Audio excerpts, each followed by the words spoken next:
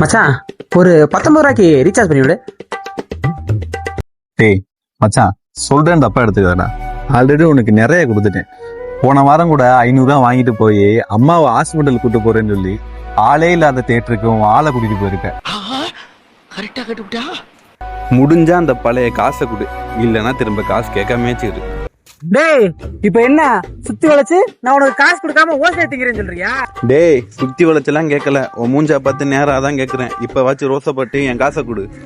டேய் கொச்சப்படுத்திட்டீல, வெறும் பணத்துக்காக இத்தனை வருஷம் நட்பை கொச்சப்படுத்திட்டீல. நண்பன் கிட்ட கொடுத்த காசு திருப்பி கேக்குறியே, அந்த காசுல சோறுதுன்னா எப்படி உனக்கு தெரிக்கும்? செரிக்கலன்னா நான் சனம் குடிச்சுக்கிறேன், நீ காசை கொடு. என்னடா நீ கொடுத்த காசு திருப்பி திருப்பி கேக்குறேன், இப்ப என்னடா பண்ணுவேன்? அண்ணே அண்ணே அண்ணே ஒரு நிமிஷம் இப்ப என்ன பண்ண தெரியுமாண்ணே? என்னப்பா பண்ணா? அவன்கிட்டே கேளுங்கண்ணே. என்னப்பா பிரச்சனை? நோ உனக்கு தெரியாதுண்ணா, நீ போனா. நோ நோ நோ எங்கடா போற? எந்த பிரச்சனையும்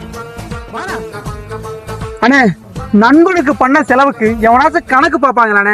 இந்த 10 துரோகி பாத்துருக்கானு என்கிட்ட கொடுத்த காசு திருப்பி கேக்குறானே. என்ன நீங்களே கேளுங்கண்ணே. தம்பி இவ்வளவு கேளா பண்ற? நண்பனு கொடுத்த சார் திருப்பி கேட்பாங்களே. என் நண்பன்லாம் கேட்டா என் வீட்டையே எழுதி கொடுப்பேன். அதனாலதான் ரோட்ல நிக்கிறியானா? என்னப்பா தம்பி காமெடியா? குழம்புக்கு உப்பு முக்கியம், வாழ்க்கைக்கு நட்பு முக்கியம். என்னப்பா தம்பி அடிச்சிட்ட? யோ கேக்குறது ஏங்காதா இருந்தா கேனத்தனமா பேசுவியா? அவனுக்காக நான் என்னென்ன பண்ணியிருக்கேன் தெரியுமா? அவனுக்கு வெளியே சுத்த, சாப்பிட, தியேட்டருக்கு போக, ஏன் அவன் ஆளுக்கு கிஃப்ட் வாங்குறது கூட நான் தானே செலவு பண்ணிக்கிட்டு இருக்கேன். அது மட்டுமாயா, அவன் வீட்டுக்கு கரண்ட் பில்லு, கேஸ் பில்லு, பால் பாக்கெட்டு பில்லு, அது கூட நான் தான் செலவு பண்ணிக்கிட்டு இருக்கேன். என் மாச சம்பளமே 15,000 தான். அதுல 10,000 இந்த நாய்க்கு செலவு பண்ணிக்கிட்டு இருக்கேன். வீட்டுல பாதி காசு தான் கொடுக்குறேன்னு எவ்வளையாச்சும் வச்சிருக்கியான்னு கேட்டேன், அடிக்கிறாங்கய்யா. எனக்கெல்லாம் பெரிய ஆக்டர் ஆகணும்னு ஆசைண்ணா. ஏதோ குடும்ப கஷ்டத்துக்காண்டி கிடைச்ச வேலையை பார்த்துக்கிட்டு இருக்கேன். இந்த நாயை வேலைக்கு போக சொன்னா இந்த நாய் வேலைக்கு போகாம தண்டமா ஊர் சுத்திக்கிட்டு இருக்கு. தம்பி இவ்வளவு வயசாச்சு, ஏன் தம்பி இன்னும் வேலைக்கு போகாம இருக்க? நோ, நம்மளால கண்ட வேலைக்கு போக முடியாதுண்ணா. நம்ம படிச்ச படிப்பு ஒரு வேலைக்கு போகணும், அவ்வளவுதான். ஏன்பா தம்பி படிச்ச படிப்பு தானே வேலைக்கு போறோம்னு சொல்லுது, இதுல என்ன தப்பு இருக்கு?